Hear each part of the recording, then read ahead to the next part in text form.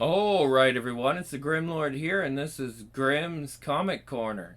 It's not really an indie comic, so we are back with Spawn Volume 2. And I know that you guys really like the first volume, so let's go ahead and do some more. Again, this is also my first time experiencing these Spawn books. Even though I was alive when they were around, they were not exactly easy to get as a younger man. Now that I have them all, we can both experience them together, and that's pretty cool, right? Here we are, Spawn Origins Collection Volume 2. Now, there's some interesting things I need to note here, and that's that some issues are missing. We will go back and we will read them, but my sources probably won't be legit, but we will read them. 7 to 9, 11, and 14. Where's number 10, I wonder? Well, you're going to find out.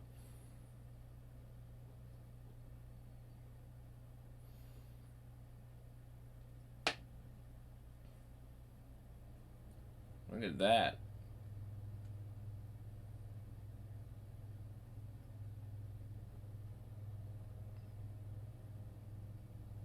Eight, Alan Moore. The Alan Moore issue was included. That's unexpected. Neil Gaiman did issue 9. There's a missing issue, and then we have Frank Miller on issue 11, so that might be a really good one. This is where the real excitement comes from. Each one of us is busy working away on our books, doing all we can to make our products come out like we each want, and hoping that you out there are willing to join us for the journey. Our energy is keeping each of us motivated and consistently on our toes trying to outdo each other.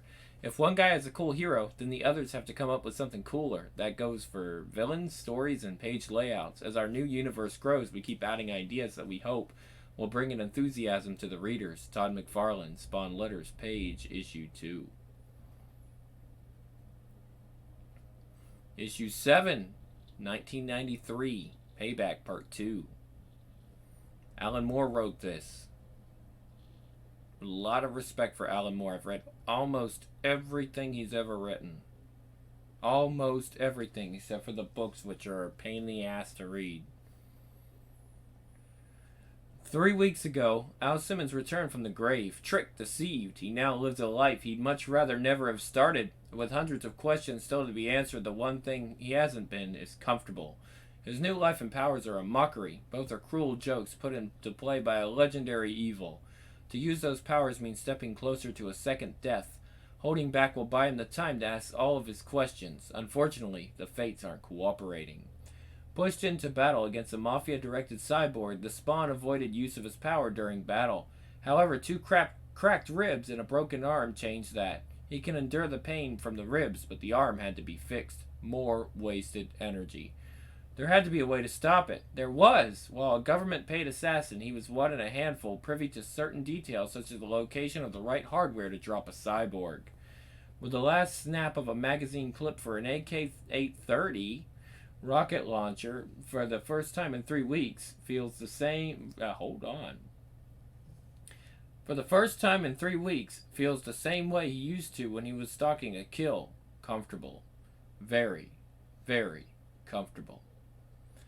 And somewhere in hell, a childlike grin crosses the face of evil.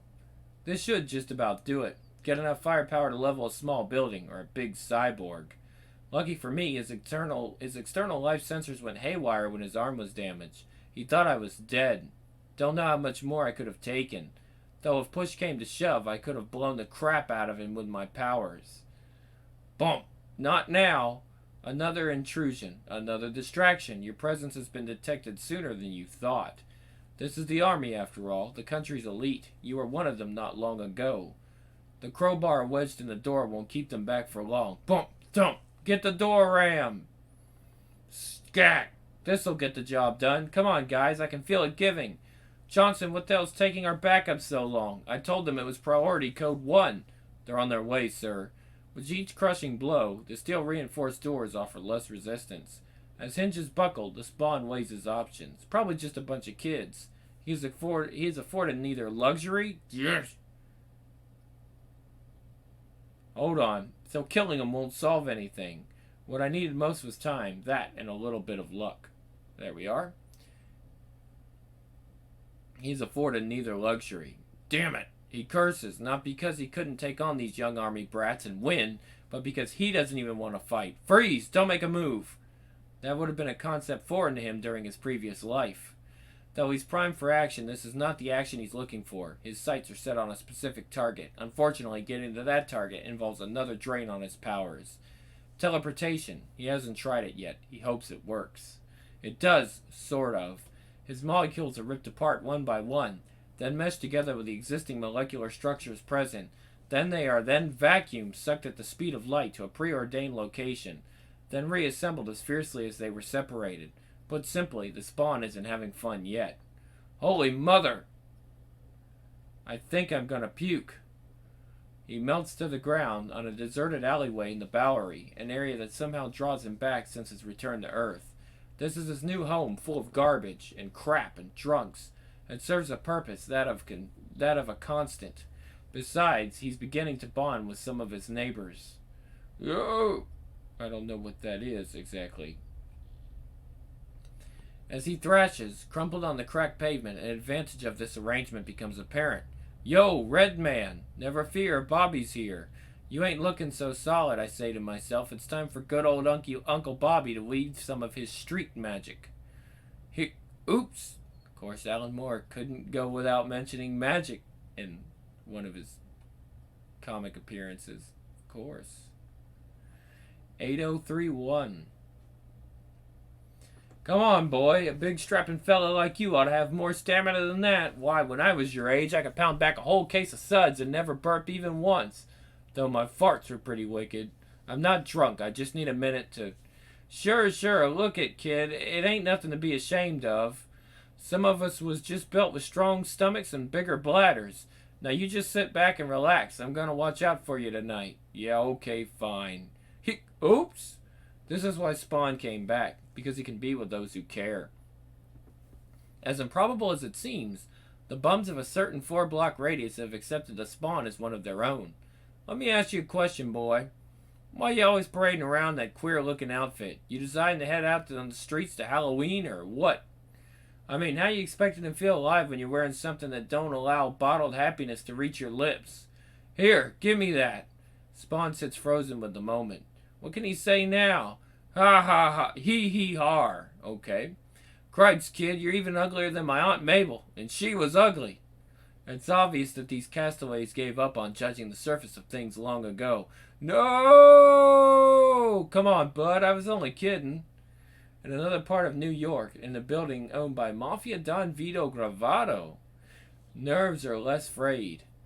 We are all grateful for your assistance, Overkill. Bartino is very lucky to have you in his hands. Though my target was far too easy a kill. The damage you sustain is unfortunate, but we will gladly cover the cost of any repairs necessary. You may also have my private jet at your disposal whenever you wish to leave for your homeland. I will leave when I am 100% again, not before. Mr. Bartino will not understand my accident. Oh, he said, it would not do my reputation any good to go home less than perfect. I hope you understand. And then, okay, yeah, that's when they say that. He said, I do. Too bad Bartino didn't have the same compassion. If you don't mind my asking, what will you work for when Bartino dies? Hopefully not for many years, but such questions need to be asked. And so it goes, Gravano tries to swallow up more power. His nickname on the street is Dracula, because he likes to suck the power out of everyone. No! Exploding pain engulfs Spawn's senses, rebounding in his skull like a satanic pinball game. Then another flashback slashes its way to the surface. It's a piece of forgotten past trying to tie together the final clues about his death. He was a soldier, a patriot. He did what his country asked, and he was decorated for it. As a covert hitman, his selective conscience was an asset. It was marriage, thoughts of family and future that sprouted the seeds of his doom. Increasingly, his life was filled with doubt. The perfect killer started asking questions. His life became a nightmare. He fell out of favor and was murdered. Why can't he recall his killer's face? Why is he hounded by this vision of the Grim Reaper? Then, our tragic hero is given a clue. But what does it mean? Scum like you makes me sick. Even if they hadn't paid me for this, I'd have killed you for free. There isn't any room for traitors, Simmons. We're at war. No time for morons or your self-righteous grandstanding. I'm glad they finally decided to do something about it. They were smart enough to get the best man for the job. One who can still follow orders. I'll see you in hell, bro. What does it mean? Stop! Hey, bud, I said I was only kidding about your looks. Peacefulness, it can be such a rare commodity. Stop! Don't kill him! It's been 5 years since her husband's death. Wanda Blake had come to terms with that fact years ago, but in the past 3 weeks her sleep has been sporadic at best. She can't stop thinking of him and his tortured soul, and try as she might to hide it from her new husband. These are images she cannot endure. Wanda, what is it? Snap out of it, sweetheart. There's nothing here. Don't kill him. Oh, Terry, what's wrong with me? Someone killed him. Someone shot Al. I don't think he was killed in action. He couldn't. Listen, baby, you gotta let it all go. Al's dead. He died for his country, but he wasn't murdered. You said so in the past. Look, tomorrow I'll send for his files and check again. That's not enough. You see, my very existence is putting all of you in danger.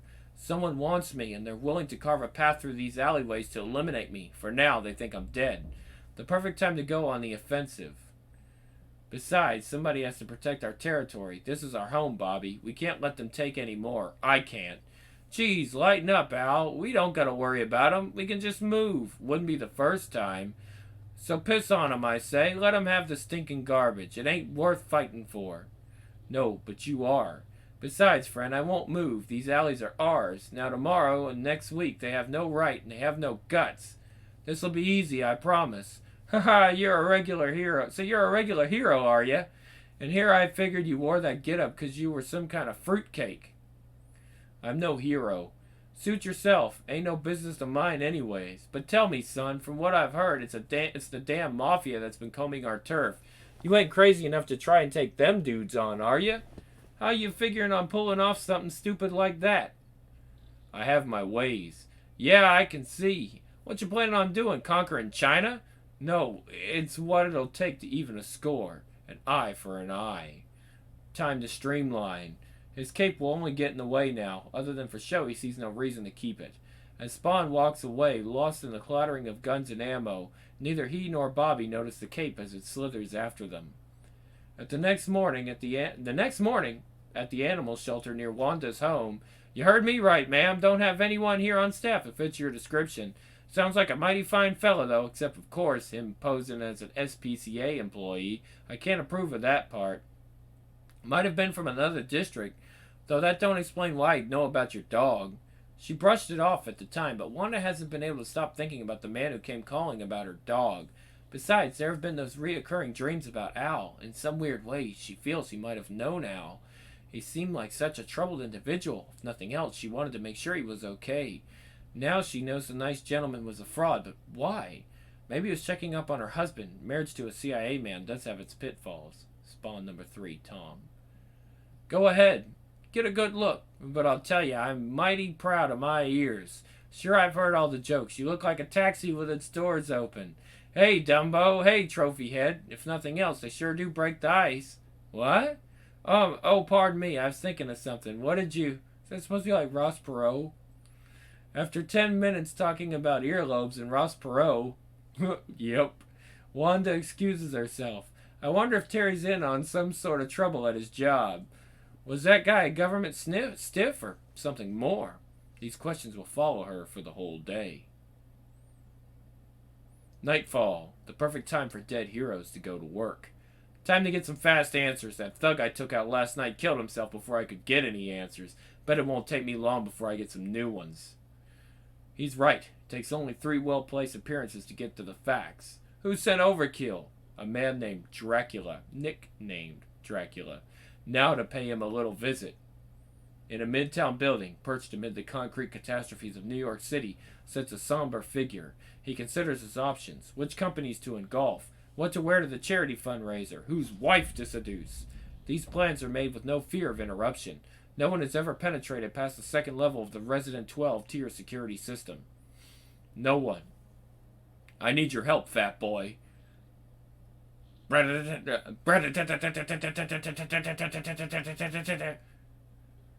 How dramatic. Tell your cyborg flunky I'll be waiting for him at the Emerson Piers, midnight. Tell him we're not finished yet. Word is sent. Though his encounter won't solve any of Spawn's problems, it will satisfy one deep need. Battle. Sometimes there doesn't even need to be a reason, though. This time he has one, a debt to the residents of the alleyways. Then again, maybe it's for himself alone, a purpose, a way to resume his life, a reason for hope. Cocky son of a bitch.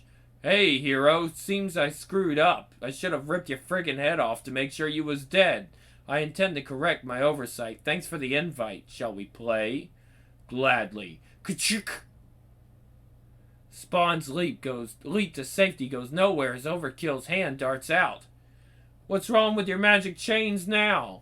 He'd forgotten about his loose-hanging chains. It felt so natural to be holding a gun again that he half forgot his new situation. He'll regret it at leisure. Right now he grabs the closest piece of flying debris, koosh, and improvises. He's gained an advantage. No reason to celebrate, though. Wounding a machine only leaves you with an angry machine. It must be terminated. That almost hurt. You scarred me for a second time. I can't have that. Bud, you want to see scarred? I'll show you hell in the flesh. Take a good look. I'm patient. Ha ha ha, you look like crap. You know, the smelly oozy kind. Now I'm gonna stomp you, so I can scrape you off my boot, you piece of turd. Wow. Look at that. Bad joke. Bam! Bam! Bam! Malfunction! Chick, chick, chick, malfunction! Mout, mout, mout! So who's laughing now? I've fought your kind before. This is where the fun comes in. Spong! Kink! Poing! Shlik! With all that noise that's been made, he knows the authorities will be called. He needs to leave, but not before he takes a moment to revel in his handiwork, and not before he sets the timer of an electromagnetic bomb. That should do it. Can't leave any evidence behind. As he slips into the night, he thinks about his home in the alley and how he'll curl up behind some rusty dumpster for a well-deserved night's sleep. A long, comfortable night. That was Alan Moore. I think he did an excellent job with Spawn. I think it's the only issue he's ever done for Spawn. So if you really like Alan Moore, that was his take on Spawn. I'm quite impressed. It read just like Alan Moore's comics usually do. Very lengthy, but not as lengthy as some of his work. Believe me, this man could write a 1,000-page book on architecture, and he damn near did. With Jerusalem, which is a wonderful doorstop. It's one of the biggest books I own, and I hadn't even made headway through it. Some people say it's a masterpiece. I'd say if it was, it would be toned down by about 200 pages. Ooh, he really likes to go on about architecture. March 93, In Heaven. With that. Pretty standard Spawn cover, you know. You know, that's got to be the worst thing ever happened to me. That thing coming out of the dark. To be honest, I still don't think I'm completely over it. I mean, nobody deserves that. Not even, say, somebody who did 27 Kids and kept the bodies in his ice cream truck. Which I don't. And even if I did, is there a constitutional rights issue here? I mean, geez, the guy could have killed me. It was unreal. I've, just finished putting number 28 in the deep freeze. I hear these chains rattling, okay? I turned around. There was pain. Then it got dark. And frankly, I don't know where the hell I am right now. I just noticed I'm not breathing inside this sack of syrup, so I guess I'm dead and I've gone somewhere religious. In heaven, everything is fine. Actually, thinking about it, this is not so good. I'm sticky. I'm buck naked. What kind of afterlife is this? I have a problem with this naked stuff, so I kill this sort of four-eyed lizard thing and take its skin for clothing. It's nice knowing you can still kill things when you're dead. I just wish there were more people around is all. Hello? But my name's Kimberly, and I have like this eating disorder. Next thing I know, I'm a fruit growing on a tree. Has that ever happened to you? Because something like that happened to all these people. 1 minute dying, next minute in some orchard. Outside the orchard, there's nothing but wilderness. Still, it's not like we got anywhere else to go. Geez, what a bunch of stiffs. Oh, incidentally, this is Larry, Claudette, Bob, and Jessica, and you're Mr. Chili. Mr. Chili. Real name's Billy Kincaid. Mr. Chili's my professional name. Well, since we're in the same boat, it makes sense we stick together. I say first we get out of this orchard before anything comes looking for windfall. Kid's cute, though. This is just so weird, right? Because I do a lot of channeling, talking to dead people, and none of them mention this. There's 10 dead lands, like spheres, one inside another. This is just the lowest sphere, the reception area. If you want to go higher, you'll have to climb the tower. Oh Lord, look at this, everybody. He's come for me. I knew he would. I went in for my gallbladder operation. I woke up growing in that orchard, but I knew he wouldn't forget me. Comfort and joy, sweet and low, bright and beautiful, amongst you who singeth these songs. I do, Lord, why I sing 'em all the time. Bright, beautiful, coming for to carry me home. I said, listen, I'll sing one for you now if you just take me up. Huh? Hey, that ain't no angel. It's got a whatchamacallit motor in the back. It was a soul trapper from the 6th sphere. They keep the souls as pets there. It's a fashion thing. This year it's singers. Last year it was acrobats. I think about the kid as we camp down for the night. So she's a little autistic. Whatever, disturbed. That's natural. Being dead, it's a disturbing thing. But dying's worse. I dream about it all night long. The sound of the chains, the cloak flapping, spikes, skulls. I never want to see that thing again. By my reckoning, night lasts about 3 hours before we get up and move on. The daylight here is kind of funny. No sun for one thing.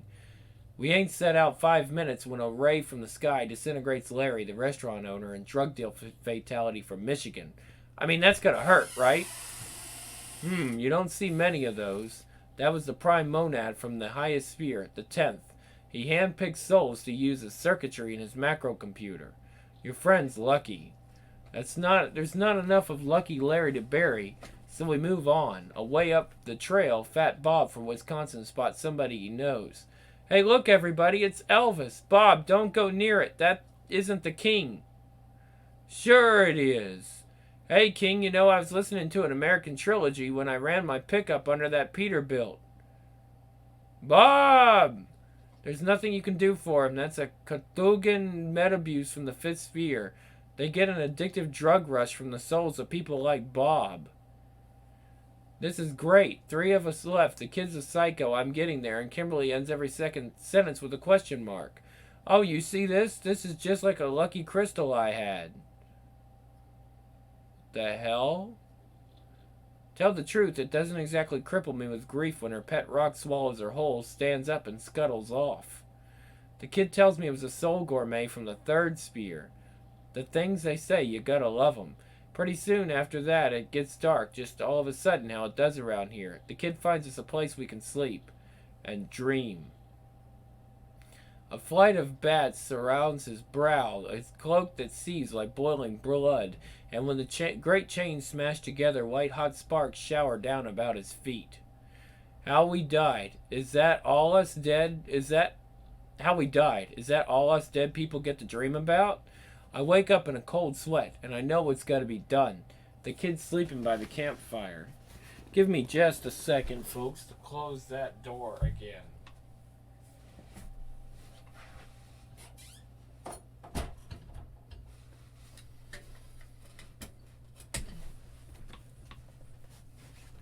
Alright, and we're back. I wake up in a cold sweat and I know what's got to be done. The kid's sleeping by the campfire. It's the only way. Get it out of my system. Stop the dreams. Look at her.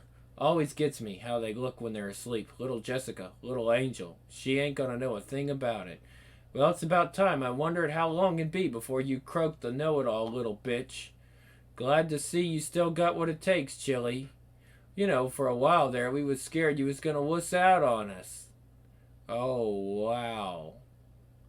Great disguise, huh? I mean, flimsy, but cute as hell. I'm the Vindicator, one of the five famous Flabiac brothers, or Flabiac brothers. I guess you probably heard of us. Sorry about entrapping you like that. I just had to make sure you was the kind of guy we wanted up on the 8th Sphere.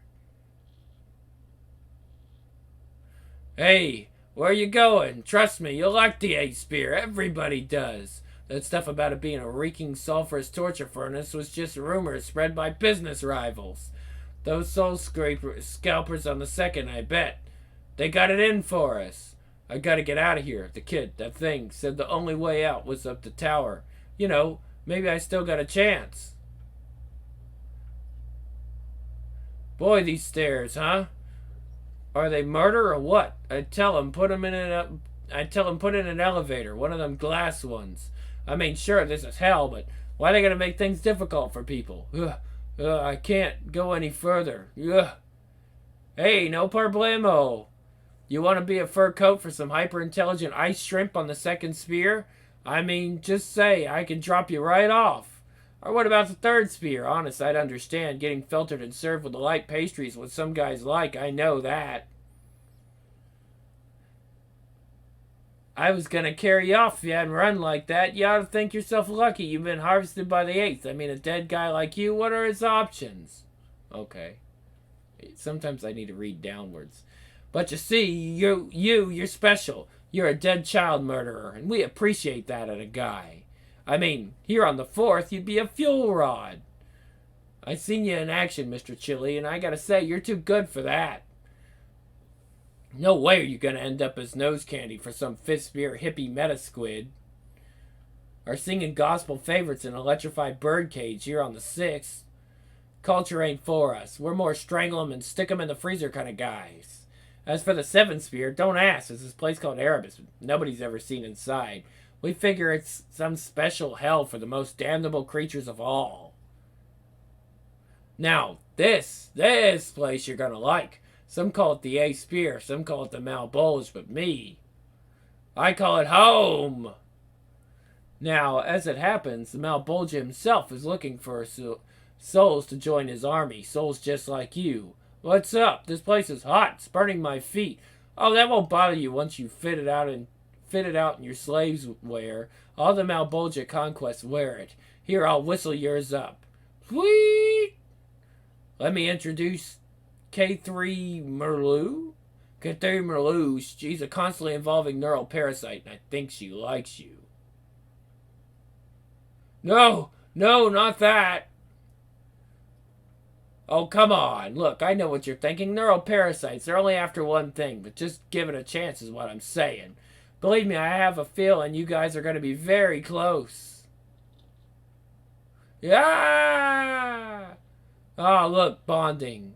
Oh, look, she's bonding. I tell you, when a gal like K3 Merlou bonds with you, you got to remember two things. First, it's for life. Second, it's with your central nervous system. Wow, will you look at that? Saliva just dripping off her exofangs. She really likes you, I can tell.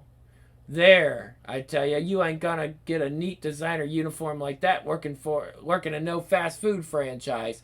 50 years back, we got a lot of them, fashion plate Nazis up here, and they raved about it. But this isn't fair. So anyway, now you're all dressed up. Go meet your new employer. Look, the gates are opening for you. The afterlife shouldn't be this way, full of alien monsters processing humans as if they were cattle, and nobody caring about good or evil. Good? Evil? Give me a break. Like we could care less if you're coveting your neighbor's ox or whatever. I mean, we're running a business here. And I tell you, for nothing, the two words carved on marble in Hell's Lobby ain't good or evil. It's two other words, and what they say is this. Ha ha ha ha ha ha ha ha ha. Caca happens, little buddy. Caca happens.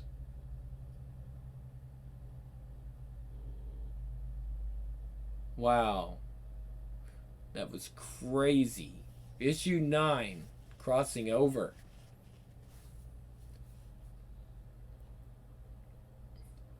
Great art here. Mercy, help me, for the love of God. Will no one come Will no one come? Will no one save us? Hellspawn. Identification. Delivery of Hell. See illustrations pages 1131 to 1150 for basic design and variants. And no, we don't have that many pages here. It's a sentient carapace which covers the Hellspawn. Many Hellspawn are shapeshifters. Please help me. Characteristics. In this manual, we shall address only Hellspawn in the worlds of the living. Hellspawn in the realms beyond are not game and cannot be hunted unless and until a formal condition of war has been declared. Caution is always advised. Those Hellspawn in the living worlds are, however, fair game. They are the officer material that Malbolgia considers may prove worthy of high rank in the war to come. Its usual technique is to consign them to Earth with a high, although limited supply of power. Good day, sweet maiden. You are... Oh, wow, it's medieval spawn. Good day, sweet maiden. You are hurt. I am hurt, my lord, but I am a maiden no longer. You need help. Hunting methods. Young Hellspawn make the best sport. It is not I who needs help, my lord, but my sister. The ogre who dealt with me thus has taken her back to his cave. Great lord, my sister is little more than a child. Where is this ogre? Through the glen there, in a cave under the waterfall. Firstly, they are often time disoriented, having been kept in stasis fields for 5 to 10 years. Our opponent has found that releasing them into what is, for them, their near future, obliterates and confuses family and emotional connections. The young Hellspawn are often confused and emotional, and respond to good or noble impulses as easily, or more easily than they do to evil. This tendency can be exploited by any experienced hunter. My lord, why do you cover your face? You would not wish to see my face, sweet maiden. Your sister, you say? I also had a sister, beautiful and wise, whom I swore I would see married before I died. And did you? I went away for many years. When I returned, my sister was indeed married. Not to the man I would have chosen, alas. If he knew the future, well, what then? Secondly, and more importantly, the young Hellspawn has learned nothing about harnessing and control of its abilities, some of which particularly those concerning transmutation and reality adjustment, and may never fully learn or control. It is a thing of raw but unfocused power, and an intelligent hunter can turn this to his advantage. Or turn this to advantage, rather. As Hellspawn get older, they also get wilier and more ruthless. They also become much more careful of power expenditure, with which young spawn are rash and reckless. Thirdly, by destroying a Hellspawn young, a hunter is performing a valuable service. Each Hellspawn is a potential officer in the army of Hell. The discovery and empowering of a Hellspawn takes much energy and time on part of the Malbolgia. Thus far, it has not created more than one in 50 years, and usually not more than one a century. At the point where its power reservoir is exhausted, the Hellspawn, the earthbound Hellspawn return to the 9th level. At this point, they face the ordeal of the Dark Carcass. You have not told me your name, my lord. I no longer have a name. There, that is the cave in which the ogre has my sister. My lord, he is most strong and fearsome. I also am most strong and fearsome. You shall wait here. Those who pass become officers in the army of Hell. Those who fail become food for the soldiers of Hell. Either way, the power of the Malbolgia is increased. Some older Hellspawn can be quite desperate when they realize what waits for them at the point of power depletion, and will go through quite remarkable efforts to avoid battle or any further depletion of energy. I will come in with you. I know the secrets of the cavern after all. Very well. It is very dark. You are a wizard? No wizard, fair one. Once I was a man. A bad man. Now, I know not what I am. This cave, how much further must we go? Hunting methods. Only a hunter with plenty of time on her hands, a full arsenal, and a willingness to undergo a potentially lengthy period of hardship and discomfort should even consider hunting Hellspawn. Hellspawn hunting is unlike other methods of hunting. Stalking Hellspawn is advisable. Learn its habits. The Hellspawn when roused are rapid and tireless. It is wise to decoy a spawn by diverting its attention. Oh, I think we've come far enough. No magic, little Hellspawn. Oh, he says, what magic is this? She says, no magic, little Hellspawn. A first strike will often take a spawn out. Caution. In many young Hellspawn, the carapace is more wily and vicious than the occupant. This must always be guarded against. Wow. What manner of creature are you? What manner of creature Oh, poor little hellspawn, you have been hunted. Now you'll never be a captain in the army of Malbolgia. You're one more little pawn who will never become a queen. You're in the army. Haven't you ever wondered who you were meant to be fighting? Poor hellspawn, you aren't that bright, are you? Weaponry. A multitude of weapons can be used to weaken and goad the creature. Needlebands, stoners, multileers, and morning stars, amongst others, according to the hunter's own preferences. See Part 13, Weaponry, chapters 97 to 104. However, the most important weapon, and that without which hunting spawn is not only foolish but pointless and virtually suicidal, is the lance. The Hellspawn's carapace sets up interference and will prevent the lance from activating. It needs to be close in to the Hellspawn before being activated. Once activated, it sets up a dimensional resonance that will lance the Hellspawn from this level of existence like pus from a boil. I don't understand. Click! Ah! If the carapace is left behind at this point, it will be in a weakened condition and easily terminated. Then all you need to do is take your trophy back and bask in the praise and admiration of your fellow hunters.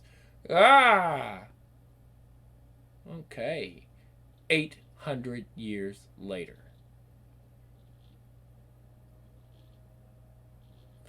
Hey, mister. Not a morning person, huh? I can dig it. Just thought you'd want to know the cops was around again this morning. They was asking whether we'd seen some guy in a big cloak. They got one of them things, artist rendition. Not a bad one at that. What did you tell him? Let's see, I said I ain't seen nothing. Jimmy D said he ain't seen nothing. He hadn't seen nothing. Sherlock, he just belched and made like he was gonna throw up. And Tricky Dick, he told him he seen you all right, and for $1 he'd tell him where. So they gave him $1, and he says he sees you flying all over the city every morning, in a giant pink Cadillac with a big green gorilla. He told him he thinks you nest in a Chrysler building. That Dickie, what a scream, huh? I tell you, if he ran again, I'd vote for him, Watergate or no Watergate. I'm grateful. Do you think they'll be back? They'll keep coming back. We'll keep covering for you. Is there anything I can do for you in return?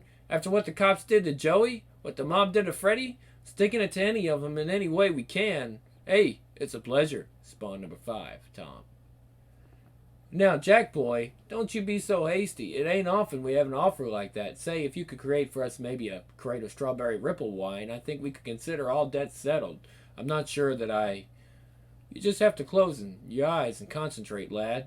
Feel it deep inside yourself.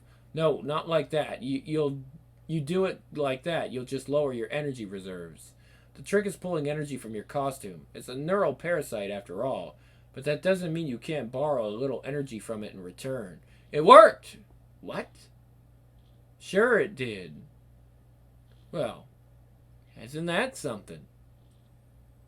Hey, some bums talk about Chateau Lafitte or Mouton Rothschild or that fancy stuff, but for my money, nothing compares to a good 1989 strawberry ripple. Hey, kid, you're okay. Yeah, well, thank you, mister. Count Nicholas Cagliostro. At your service, Mr. Simmons. Look, Elf, it even says in the Weekly World News you just got married again. Not me, sir. Uh-huh. Well, what did you just call me?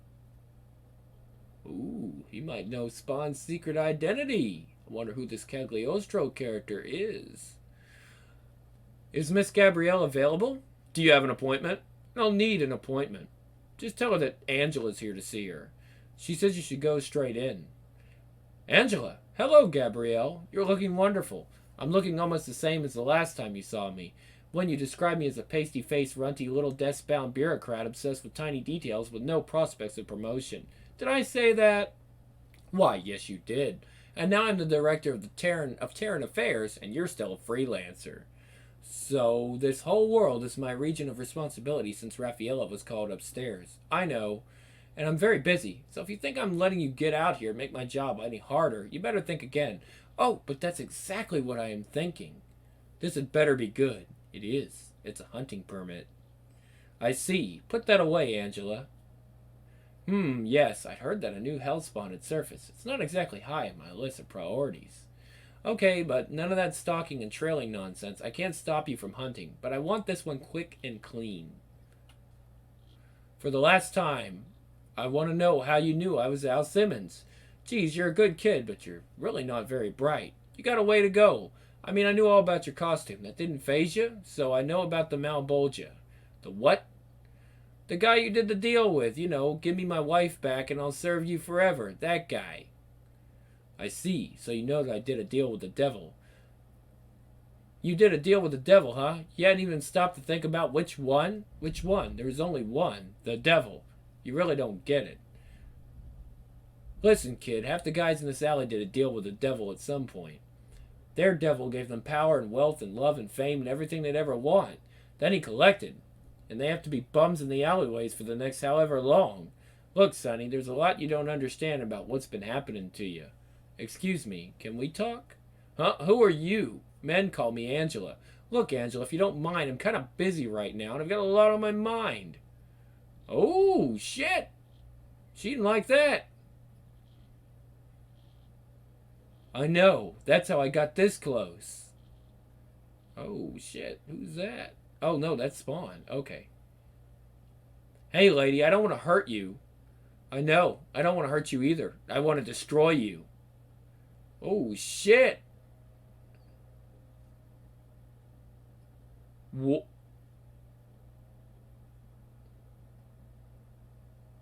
Uh-oh. Oh, wow. Please, I can't. Please. Wow. Hey, that was pretty impressive. You don't often see an angel take off like a bat out of hell. That was an angel, but she tried to kill me. Like I said, there's a lot you don't know. She dropped this. Put that down. Don't touch it. But what is it? What does it do? There's some kind of button on the side. Click! I said don't! Like I said, a good kid, just not very bright. Hey guys, I'm out of here. Pity Simmons showed potential. He could have been the one.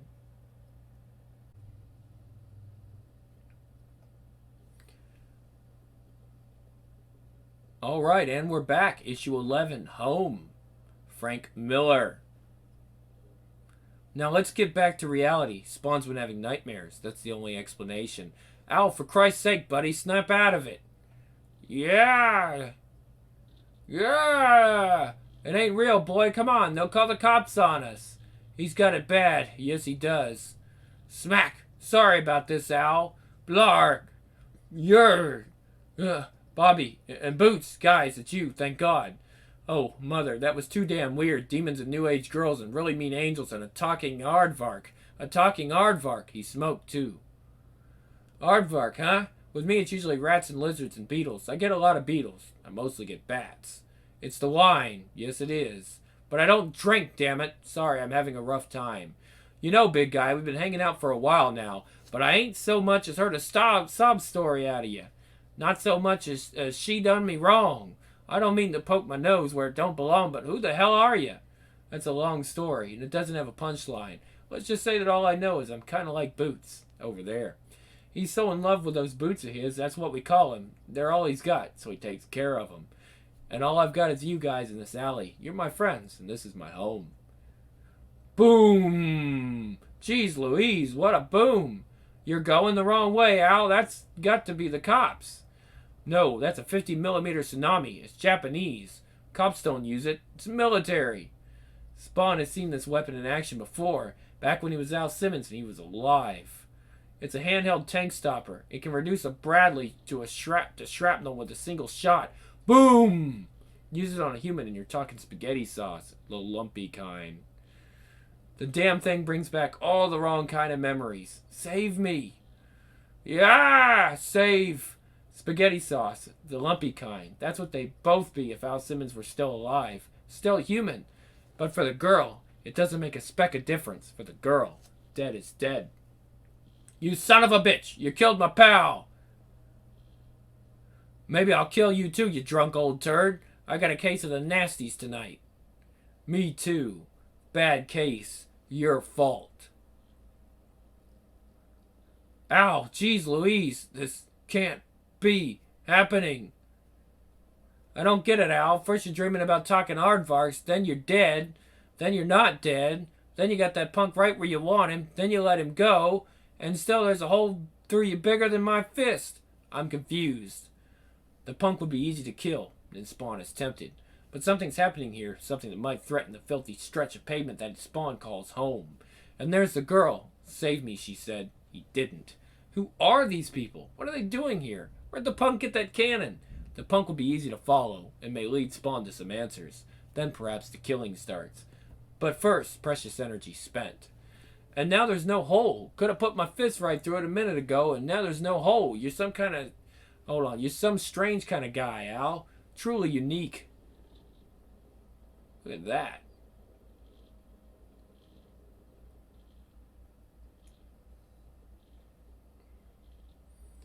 Yeah. I did that creep chick, all right. But I run into something really weird. It was a guy or something. It was hard to tell what with all the chains and the cape and everything. But it took a direct hit. It had a hole right through its chest and got back up. You've been doing something you shouldn't have. You've been doing something you shouldn't, haven't you, Boomer? Something that goes in your arm, or up your nose, or down your throat. Something that makes you very, very stupid. That's very bad, Boomer. You know the rules. You join the nerds and you stay clean so you don't start seeing things. Byron, help me advise him. Creeps? Nerds? Gang names. Street gangs. The plot thickens. Then all of a sudden there's a gag from the one they call Boomer. There's a hiss. Hydraulic. This is Byron. TM? Oh, he's trademarked. Cyborg enforcer for the nerd gang. Big and mean and stupid as they come. Nerds, stay clean. It's the rule. Nerds, stay clean. Very well spoken, Byron. Thank you. We stay clean, Boomer. We don't do drugs. We don't sell drugs. We eat our junk food and we steal our electronics equipment. And we kill creeps. Glag. I'm clean, Norton, I swear. We don't swear either, Boomer. We do what we're told. White middle-class computer geek street gangs. At least it's not a talking aardvark. Bring him down here so that I can yell at him some more, Byron. What we're told. We are nerds. Thank you, Byron. Look, I've done what you told me to, Norton. I did the creep chick. I'm just telling you there's a problem with that alley we're supposed to take. Maybe we should stay away from it. Stay away from it? That alley would give us a corridor right into the heart of creep turf. Besides, they want it now, and what do nerds do? Glag. Nerds kill creeps. We are nerds. I want him to say it. Say it, Boomer. Nerds kill creeps. Say it. Oh, nuts. He's toast. Sorry. A turf war, and Spawn's home is right in the middle of it. Power depleted, fixing his chest. Too many guns down there to go after them right now anyway. It's the wrong time for an attack. He learned to tell the difference back in the wars. That's right. Think like a soldier. There's an important rule to war. If all you're doing is defense, you're screwed. You have to create the situation. But first of all, you watch out for your buddies. Meanwhile, back at the alley, back home. Poor dear, poor dear. Yeah, but we got us a problem, Boots. We can't leave a dead body laying around here. And we can't stick around if we do. The cops will be all over us. Maybe there's room at the mansion. Clank, clank, clank. Get away from her, you bums. Buffy, oh sweet Buffy. Cyborg enforcer from the creep gang. Big and mean, but rather emotional. Don't mind us, we were just leaving. The nerds will pay for this. Heads will roll, guts will fly. I'm gonna go on a rampage as soon as I get permission. But first I gotta show those nerds this alley belongs to the creeps. Ah! I gotta mark it in blood. You look like you got lots of blood in you. Boom! Crap. Moof. Sure, this is a smelly, filthy rat hole of an alley. But it's my smelly, filthy rat hole of an alley. Get lost! Yeah, hey! This is really upsetting me, you jerk. Ah!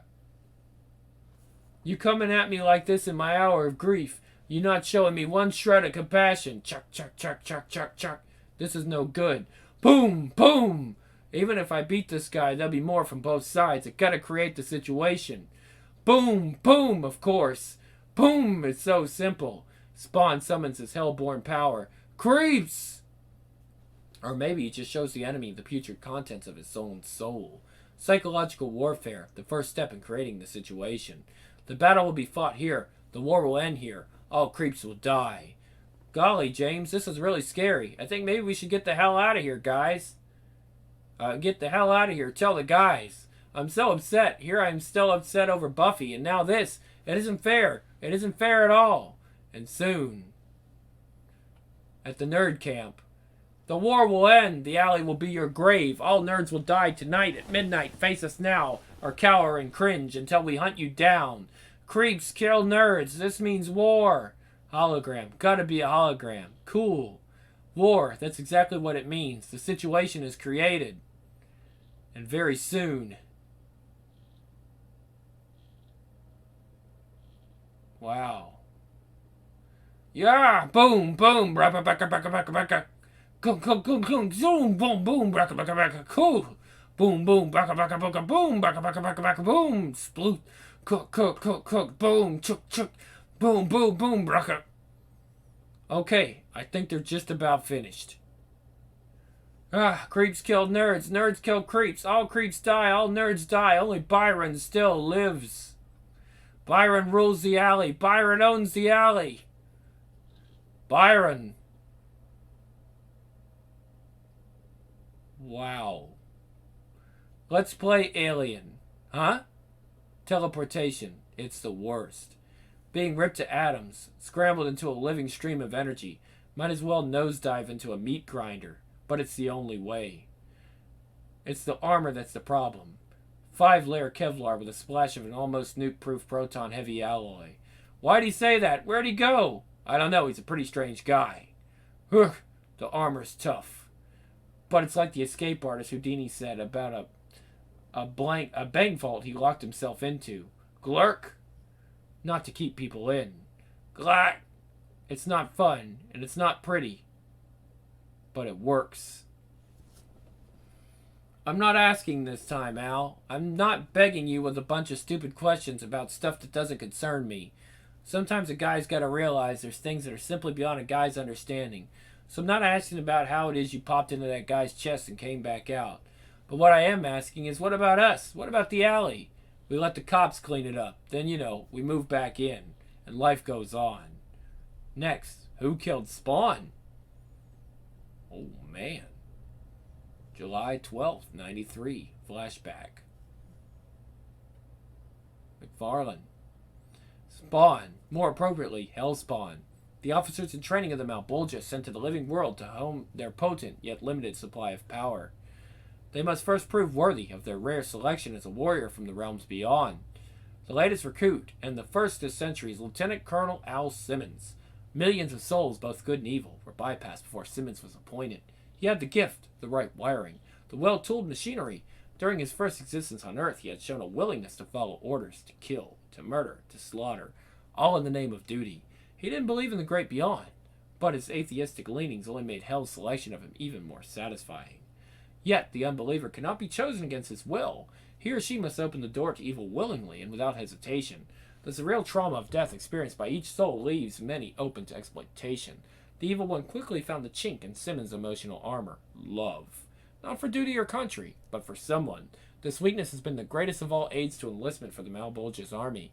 Easily manipulated, newly arrived souls will barter nearly anything for love. They will promise and evil will accept. Thus their fate is sealed. The pact will be in effect for eternity. This irony, love as evil's trump card, is not hidden from God. Someday these two powers will clash over this cosmic holy grail.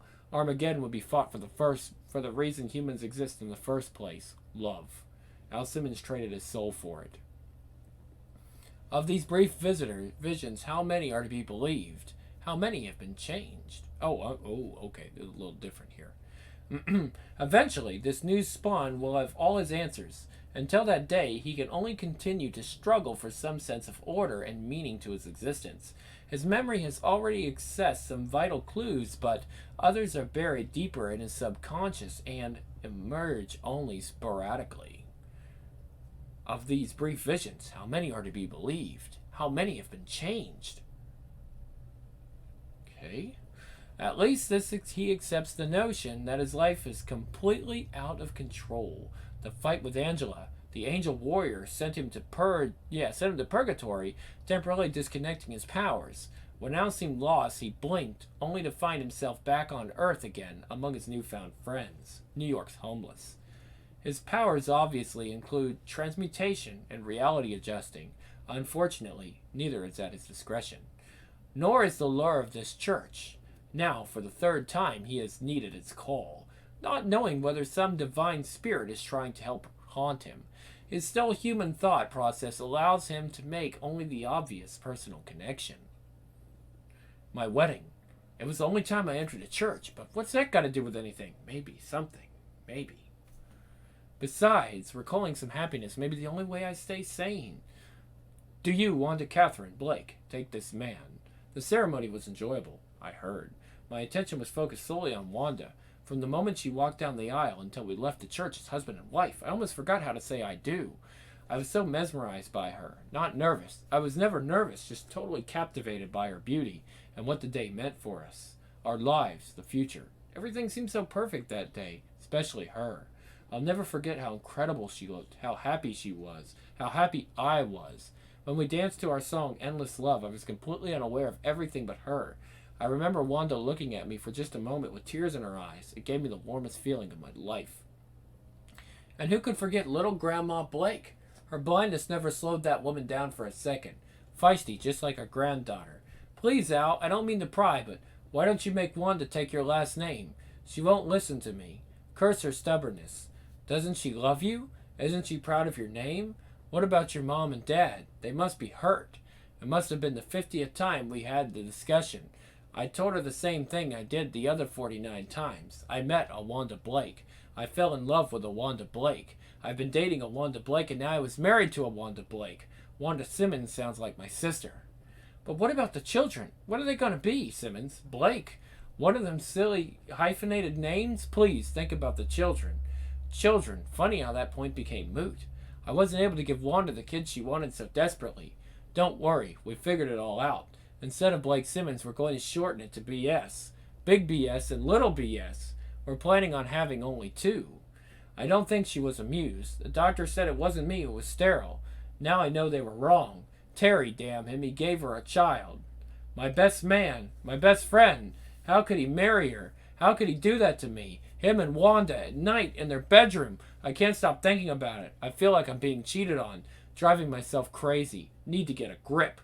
I know it's not his fault. It's no one's fault, but that doesn't make it feel any better. I need help. I think I know where to get some. Washington, D.C., the office of Jason Wynn, CIA. Our investigation showed that only a handful of personnel even had access to those files, sir. Combined with the knowledge of our armory hardware placement, we've narrowed our list down to 3 possibilities. Oops. Who's the top suspect at the moment? You're not going to like this, sir. Fitzgerald. Terry Fitzgerald. Damn. I had such high hopes for the young man. What a disappointment. Continue. Our data shows that he is heavily linked with all facets of high-priority governmental projects, as well as constant interaction with CIA and presidential files. To this point, he has kept a clean record and has been completely open to any security checks. What's his motive? Revenge.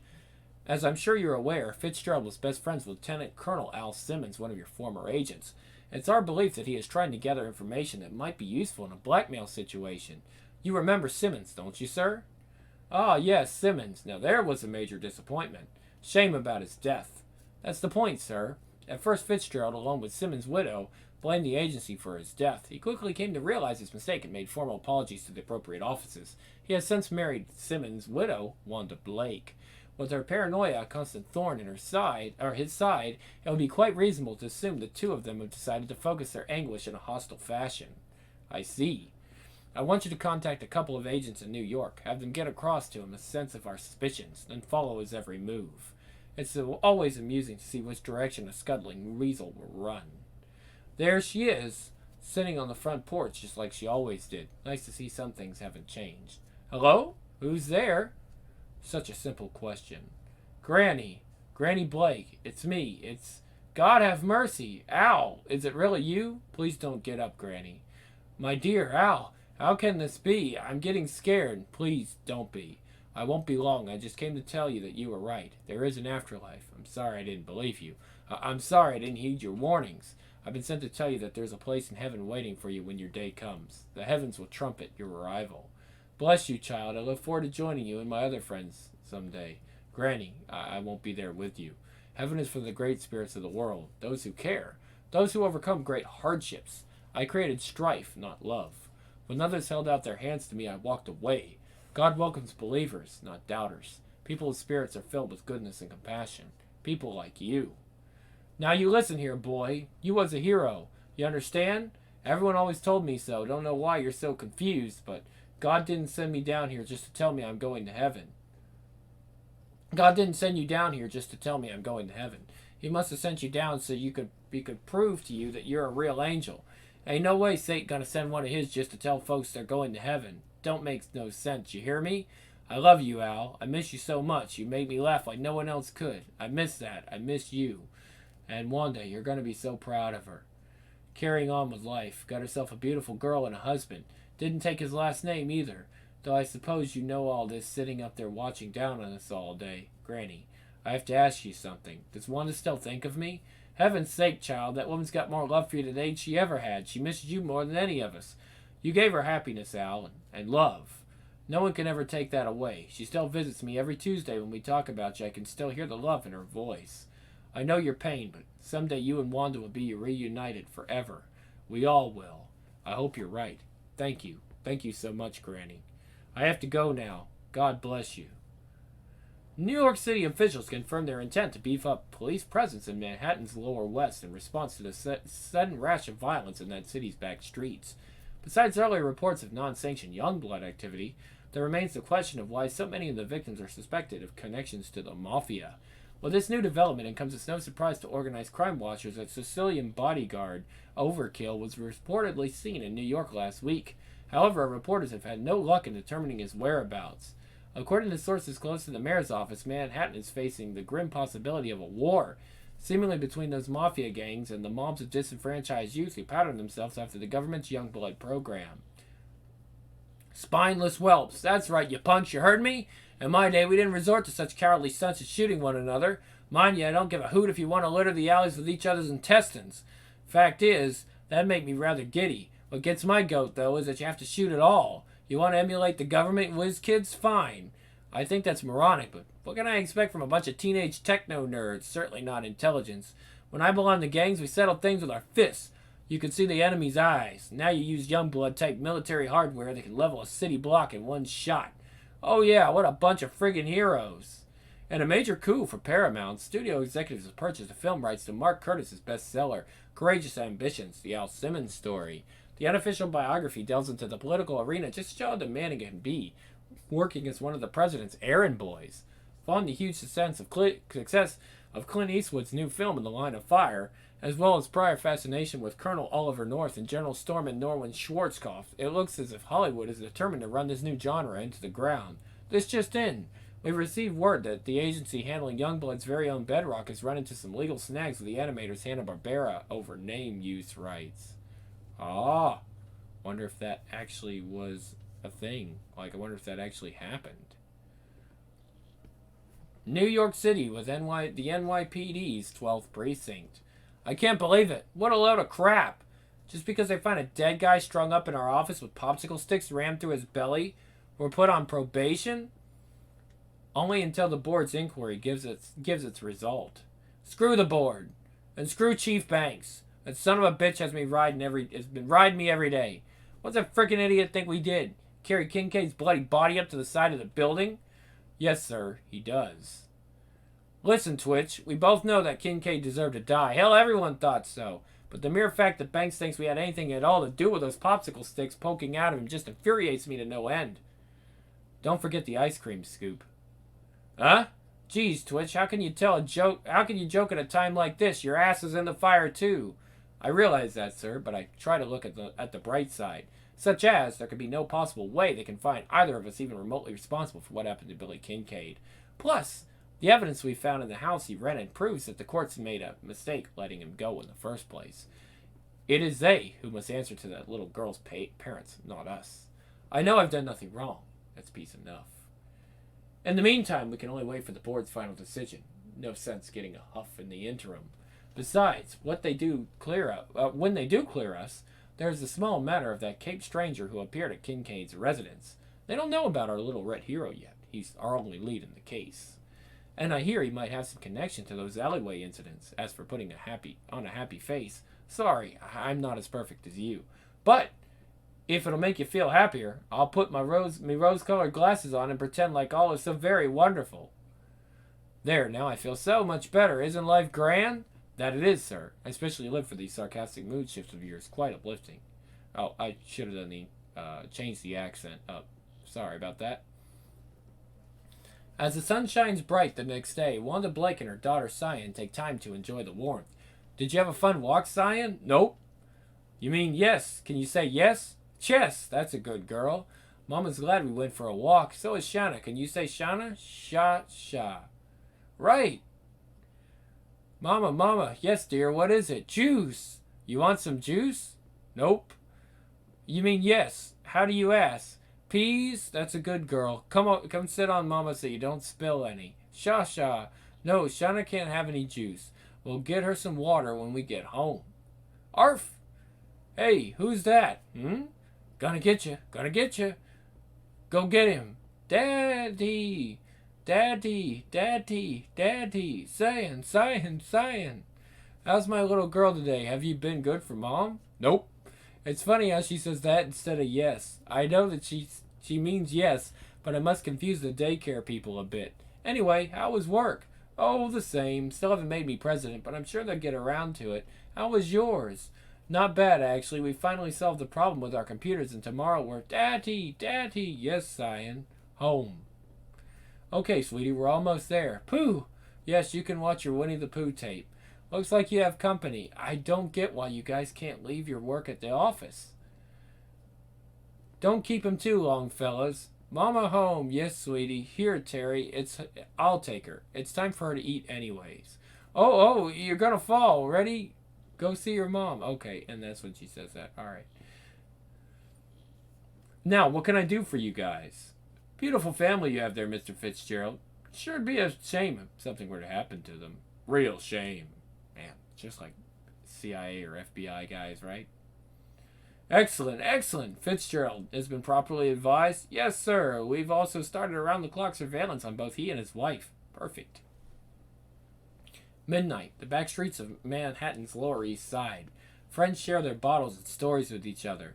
They also share anything else they might have in common with one another. Flintstones. I'm not gonna do all that. Wilma. Glug. Yeah, Flintstones theme song. Hanna-Barbera Productions. So let's not. Whoa, take it easy there, Al. Save some for us. Boy, you're sure in a festive mood tonight. What happened? You get laid last night? Har, burp, har. I just exorcised a few demons. No big deal. Hey, fellas, let's sing the Fred and Barney song again. Gosh, used to love that little Dino. Screw Dino, he's a pussy. But the T-Rex in Jurassic Park, kids tell me that's a for real dinosaur. He. I don't see what the big fuss is over that movie, especially since none of us had seen it.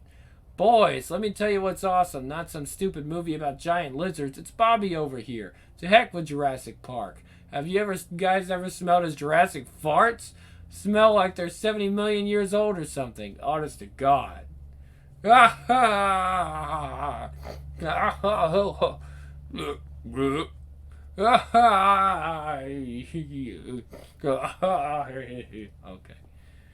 Oh my, I think we're getting tired. How about one great story before we call it quits? Hey, Gareb, come here and tell Al about that. Tell Al that story about you and the cops falling into a big window at Macy's. Yeah, let me finish my whiz first. You're gonna love this, Al. Gareb tells the best stories ever. Oh, maybe he'll tell you about his last chick, too, Tinkle Tinkle. There. That's much better. What's this? Boo! Look at me, I'm a hero now. I want to suck your blood. Burp. Sorry, Charlie, I think I barfed on your head. Get out of here. So what do y'all think? Figure I got the fortitude to be a tough guy like you? Nothing tough about you except your looks. Ho, very funny. Gareb, no, you shouldn't have put that... Huh? The mess moved itself. How'd it do that? Yeah. Al, help him. He can't breathe. That damn man's trying to suffocate him. Grr. Gareb, you okay? Gasp. Yeah, I think so. I'm sorry, but I don't have any control over this. You have to believe me. I'll be okay. Don't worry. But I gotta tell you, not being able to breathe like that, well, it's almost as bad as being around one of them Jurassic farts of Bobby's. Ha, that Gareb. Always the kidder. I appreciate your humor, but I have to tell you, this is not funny. None of it is. I can't contain this costume's movements. When it perceives an enemy, it makes its own choices. Why detect Garib? Consider him a hospital? A hospital. Why detect Garib? Consider him hostile? Don't ask. I haven't a goddamn clue how any of this happens, yet for some reason, I feel I need this outfit. So just leave it alone. Then suddenly, no. Al's mind explodes. He believes it's the alcohol. It's not. Then suddenly the pictures become clearer. The clues have been there all the time. He had thought the coffin was a reminder of his death. In a way it was, but it was also so much more. The flag, that's the missing piece of the puzzle. And the skull, it signifies death, not the Grim Reaper, as his instincts were telling him, but the face of his killer. Newly unblocked images come pouring into his memory's void. He sees the face of death springing forth like an evil weed to choke off the things around it. Then suddenly, finally, it makes sense. All of it. The flag didn't signify patriotism. It was the killer's employer. The face of death was nothing more than a mask, or more specifically, makeup. And the final piece, it now seems so obvious. How could I have been so blind, thinks Al. It's not my wedding. It's his name. It wasn't a church. Damn it. It wasn't church. It was... No! Chapel.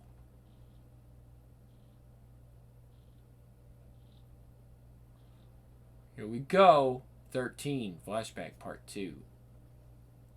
This might be the last one in the set. Not sure, though. Another one. Think of another one. Yes. It was the second game of the doubleheader. We lost the first, but we were tied in the bottom of the last inning of the second one. I reached first on a walk. Never was much of a hitter. Then stole second base easily. I couldn't hit, but no one ever outran me. Standing on second, feeling good about being the potential winning run, I looked over to behind the third base dugout where Wanda was sitting. She smiled and stood up so I could see her. The next batter singled to center, and I was off. Unfortunately, their fielder had a rocket for an arm. The ball, the catcher, and I arrived at home all at the same instant. I was out, in more ways than one. When the dust from the collision had cleared, they had to carry me off the field. I had broken my ankle. Don't even remember if we'd won the game, because the best part came after. On the way back from the hospital, Wanda sat close to me. She felt sorry for me that I wouldn't get to play ball anymore. Me too, I guess. Other than fight and kill, baseball was the only other thing I did well. But I still remember like it was yesterday how Wanda cared for and pampered me so I wouldn't be in pain.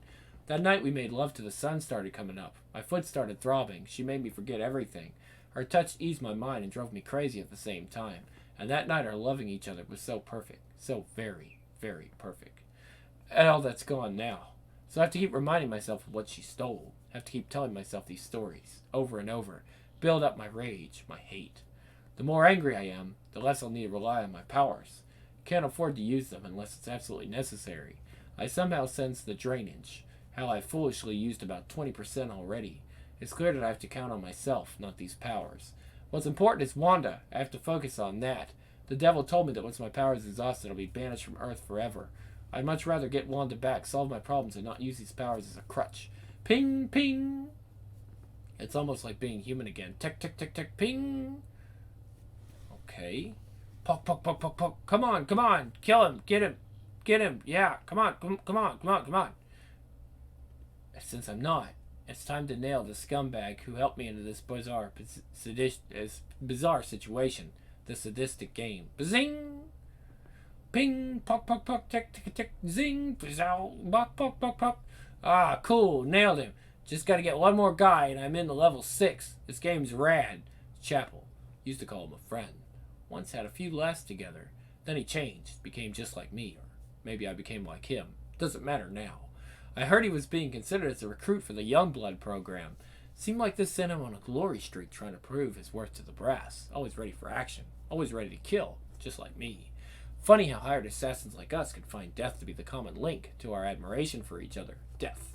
The one thing we could always talk about over a beer. And women. Every time I saw him, he had one or two all over him. The Don Juan of killers, I called him. Never dated any of them. Just got laid and tossed them aside. He said relationships were too much trouble. Good man. He even offered to take Wanda off my hands once a week if I got tired of her. The pig knew how much I loved her. Didn't seem to matter. He actually thought he'd be doing me a favor. A lot better than that sucky Shaft game. That was limp. Gosh, I'd never let my name go on a bad game. He must have needed the cat. He must have needed the cash. Poke, poke, tick, tick, tick, tick. Come on, come on. I bet I can get a bazillion points on this one. Dep, dep, dep, dep, dep, dep, dep, poke, poke. Kill him. Over there. Now. Kill him. Bap crack! Oh, crud, not another one. Especially not now, I just don't believe it. This is the 100th one I broke already. Can't they get it right? I mean, geez, they can put a man on the moon, but they can't figure out how to build a handheld tough enough for me. Plus, they dot me every time one breaks. Nice incentive program.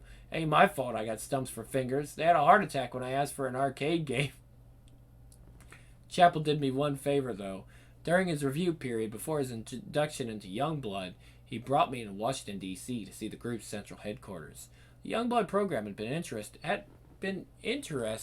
in me as a candidate. I guess they wanted to schmooze me a bit. Lucky for me, I got to learn the basic layout of the joint. It's not changed all that much over the last 5 years. The place is still rigged with heat sensors. Anything even remotely human can be detected. My body doesn't trip the alarm, which means I'm not remotely human. No great surprise there. By hiding in a newly emptied canister among supplies being stored, it was amazingly easy to be delivered to the proper level. I'm left to wait for his return. Days, weeks. He would have to return sometime. I wanted to be there. So I sat, and as each day passed, my hatred softened a bit. I then began to tell myself about Wanda, remembering the great times we had, the special moments. Each thing I can recall enhances the mood. My anger grows again. But why now?